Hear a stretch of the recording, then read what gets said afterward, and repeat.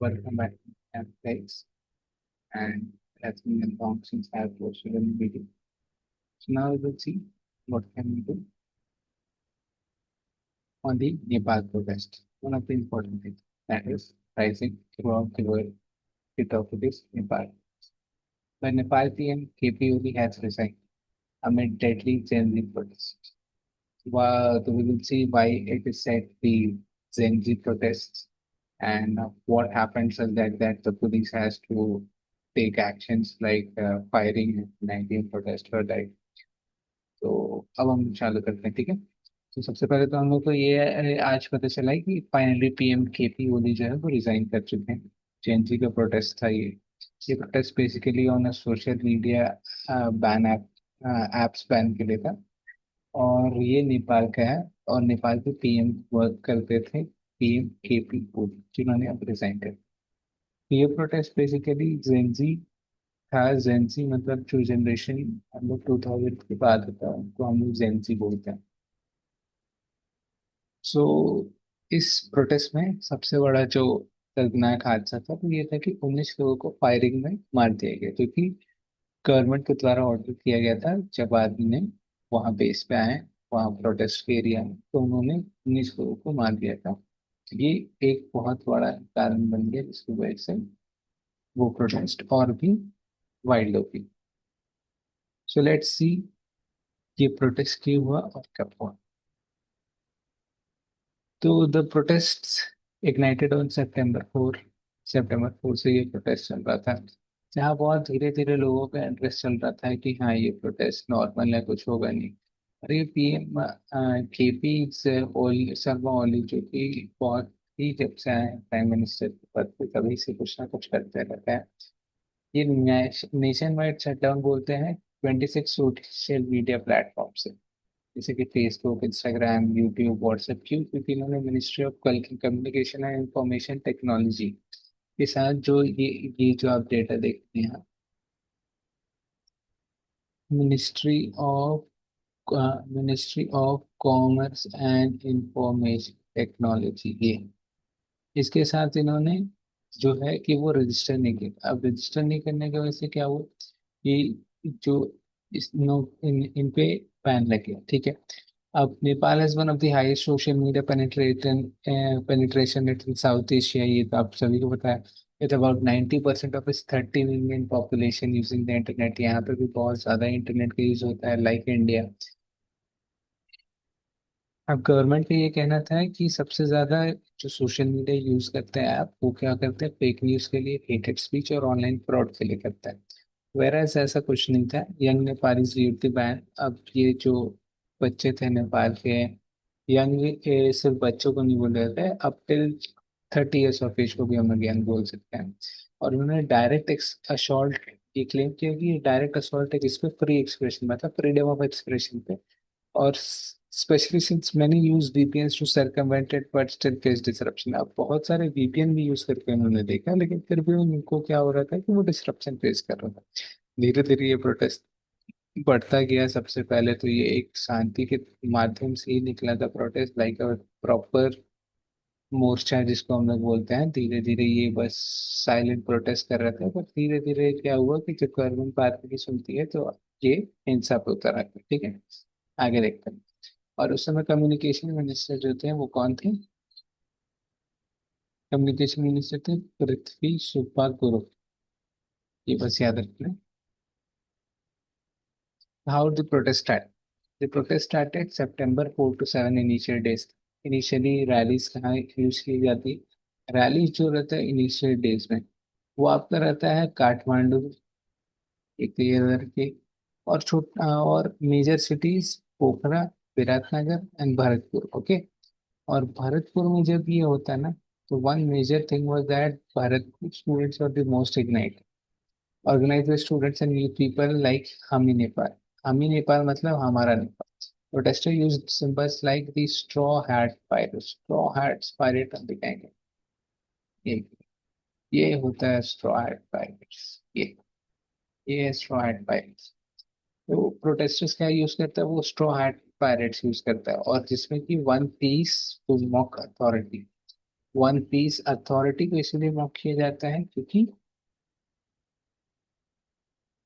One piece mock authority को इसलिए mock किया जाता है क्योंकि उनके डिसीजन उनको लगते हैं कि फेक है। अब ये फेक क्यों है? Social media ban apps totally जो कि ऐप बैन नहीं करते हैं, वो इसलिए फेक होगा क्योंकि हम लोग आगे थोड़ी देर में देखेंगे। सेकेंड सितंबर 8 क्या हुआ? Tens of thousands of gathered outside the federal parliament. अब जब उनके प्रोटेस्ट को उतना ध्यान नहीं किया गया तो वो कहाँ गैदर होंगे? वो गैदर हुए फेडरल पार्लियामेंट इन काठमांडू, जो कि हम लोग का राष्ट्रपति भवन जैसे ही। अटेम्प्टिंग टू स्टॉर्म इट, उसको तोड़ने के लिए पीपल पुलिस क्या करती है? टीयर गैस फेंकने लगती है, कैन वाटर कैनन फेंकती है, रबर बुलेट्स, लाइव एम्यूनिशन। इसी में 19 लोगों की मौत हो जाती है। ठीक है, और ये सबसे दर्दनाक हादसा है। इंजॉय ओवर 300 to 400, इसमें सिर्फ 19 लोगों की मौत होती है, लेकिन 300 से 400 लोग क्या होते हैं, मरते, इंजर्ड भी होते हैं, मरते नहीं। Two more deaths occurs in Itahari. Itahari Itahari एक जगह है जहाँ पे दो और लोगों की मौत हो जाती है। Curfew were impose in Kathmandu and other areas. अब क्या किया जाता है कि कर्फ्यू इम्पोज करे कि ना ही कोई निकले, ना ही कोई हो, और ना ही आगे दंगा फसाद हो। तो अभी भी सरकार क्या कर रहे थे कि वो एक प्रॉपर नतीजे पे नहीं पहुंच रही थी। वो चाह रही थी कि ये प्रोटेस्ट को टाल दिया जाए, कर्फ्यू लगा के स्कूल बंद कर दे जिससे कोई बाहर नहीं।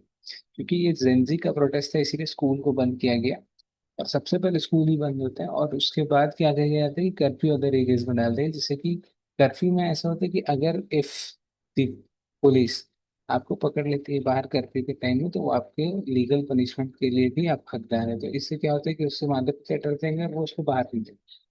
Protest diet curfew, डिफाइड curfews. अब प्रोटेस्ट क्या हो गया कि सारा कर्फ्यू हटा दिया, कोई उनको कर्फ्यू से मतलब नहीं था। और फिर फायर लगाने लगे गवर्नमेंट बिल्डिंग्स को, इंक्लूडिंग यहाँ तो मेन बिल्डिंग्स हैं। एक है सिंह बहादुर, दरबार एंड द पार्लियामेंट। सिंगा दरबार was named after सिंगा बहादुर।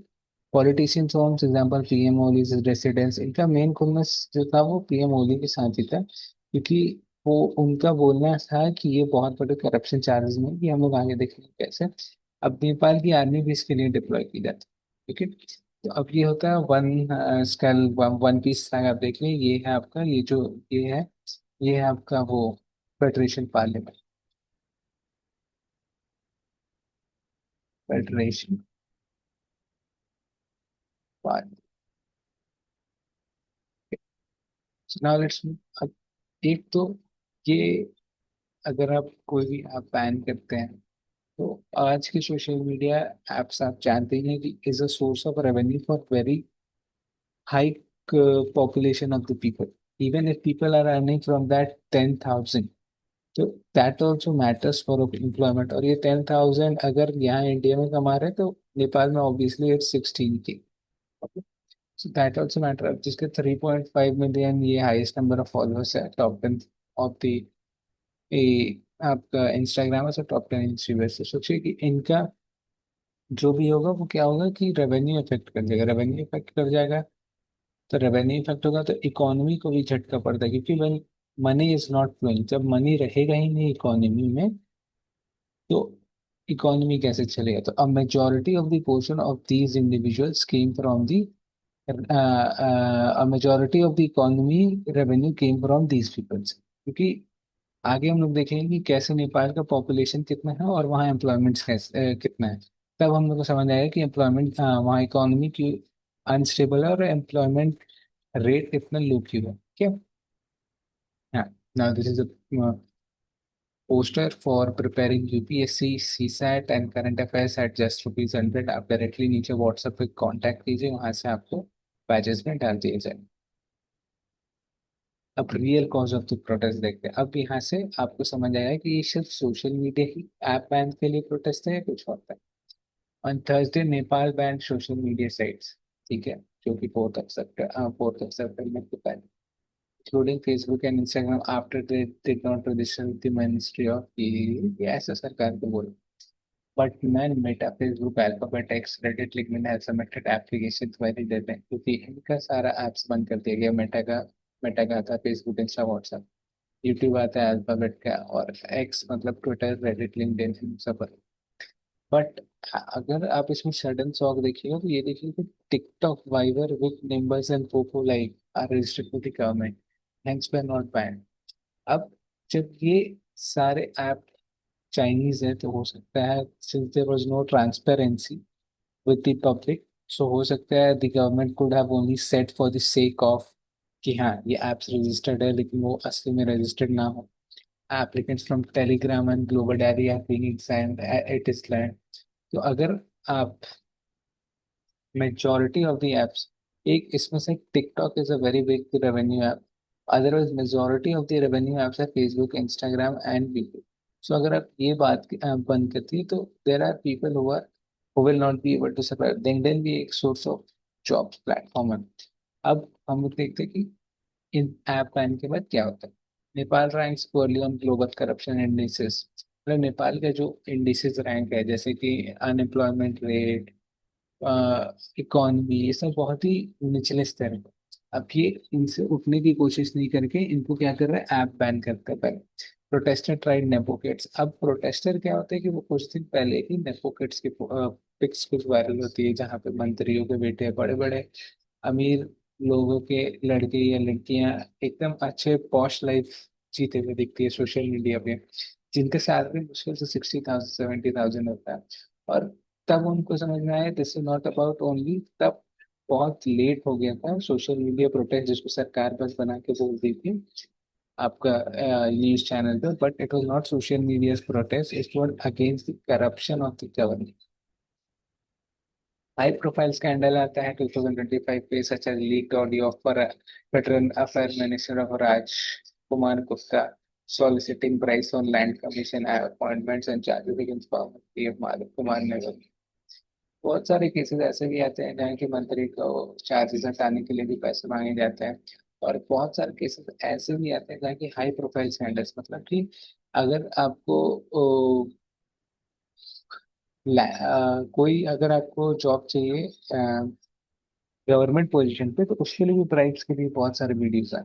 तो अब फाइनली यहाँ देखिए, यहाँ लिखा हुआ लीक्ड ऑडियो है, federal affair minister Rajkumar Gupta के, जहाँ वो ब्राइब देते पकड़ाते हैं।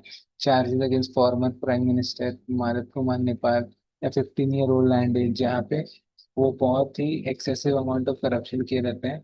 और नेपाल ऐसा एक देश है ना, जहाँ एक पार्टी के अगर 15 मिनिस्टर्स भी रहेंगे ना, तो ये बारी बारी करके 2-2 साल करके ये क्या करेंगे, ये सभी मिनिस्टर्स बन जाएंगे, पीएम बन जाएंगे। और PM does the massive amount of corruption in पर। अब the real cause, not why I have the proof, मेरे पास प्रूफ है, तो हम बताते हैं रियल कॉज क्या है। ये जो भी सरकार थी, वो हम हिंदी में पढ़ रहे हैं, आप लोग इंग्लिश में जिसको देख सकते हैं देख लीजिए। ये जो भी सरकार है, ये सोशल मीडिया का बहाना बना के नेपाल में ऐप बैन कर रहे थे। लेकिन जो रियल रीजन था, हाल फिलहाल में ही एक बच्चा था जो कि अब बोलता है कि हमको मेरा फ्यूचर नहीं दिखता है नेपाल में, हमको एनुअल से भी वर्ष दिखता है। और ये 14 साल का बच्चा था, और ये अच्छा फ्यूचर पाने के लिए इसको गोली मार दिया जाता है नेपाल। अब नेपाली क्या बोलते हैं, रिक्वेस्ट करते हैं यूट्यूबर्स को स्पीक अप, लेकिन उनको भी डर लगे रहता है कि कंट्रोवर्सी होगा, लोग थूथू करेंगे। तो बट फिर भी जब ये बात ग्लोबली एक यूट्यूबर ने आपको अपने चैनल पर चलाया, तो वो ग्लोबली अच्छे उस पे व्यूज आए। तो अच्छे व्यूज आए और उसने फिर क्या किया, फिर वो प्रोटेस्ट धीरे धीरे बढ़ा। तो अब प्रोटेस्ट ना बढ़ाने के लिए, फर्दर प्रोटेस्ट ना बढ़ाने के लिए उस बच्चे की वजह से, तो सरकार ने क्या किया, कर दिया सोशल मीडिया ऐप बैन। तो लोग को बस इतना ही पता है कि सोशल मीडिया वाला जितना भी एप्स है उसको बैन कर दिया गया। और बहाना क्या था, इन्होंने रजिस्टर नहीं किया है मिनिस्ट्री ऑफ टेलीकम्युनिकेशन के साथ, ministry of communication and technology के साथ। ठीक है, ये सिंपल से बहाना था। बट ये 14 है वो बोलकर जो बच्चा मर गया था उसके लिए प्रोटेस्ट हुआ। और एक सारा का सारा बच्चे, और वो जिस बच्चे को मारा गया जो वो वीडियो बनाया था, वो बेसिकली करप्शन के ऊपर वीडियो। ये करप्शन जब धीरे धीरे पकड़ा जाने लगा तो सरकार ने उसे ही हटा दिया।